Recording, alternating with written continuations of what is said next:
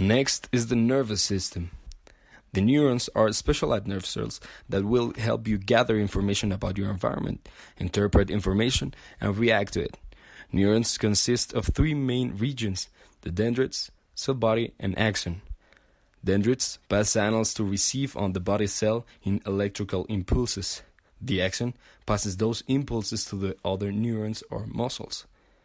There are three types of sensory neuron: interneurons or motor neurons. Sensory neurons send impulses from receptors to the skin and sense organs to the brain and the spinal cord. A nerve impulse. Neurons at rest do not conduct impulses. Sodium ions like salt collect on the outside of the cell membrane. The synapse is the small gap between the axon of a neuron and the dendrite of another neuron.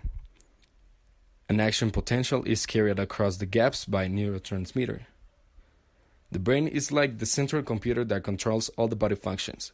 The rest of the nervous system is like a network that relays messages back and forth from the brain to different parts of the body.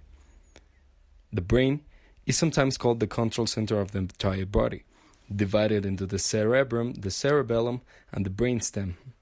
The cerebrum is divided into two halves called the right and the left hemisphere. The functions of the brain include thought process, memory, language, etc. The cerebellum controls balance, posture, and coordination. And the brainstem connects to the brain and spinal cord, and it's composed of the medulla oblongata and the pons. Taste and smell. Specialized neurons in your body enable you to taste, smell, hear, see, and touch, and detect motion or temperature. Light travels through the cornea and pupil to the lens. The lens focuses the image on the retina. Rods and cones in the retina provide light sensibility and information about your color and sends it back to the brain to interpret these messages.